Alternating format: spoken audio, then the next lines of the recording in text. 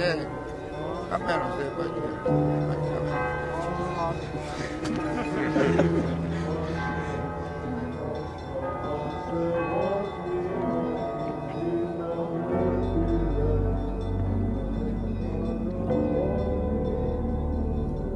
Η Ανάσταση είναι το κέντρο της Ανατολικής Ορθοδόξης Εκκλησίας, όπως μας το δίδαξε ο Απόστολος Παύλος. Αν δεν υπάρχει Ανάστασης, είναι όλα μάταια, όλα είναι ψέματα.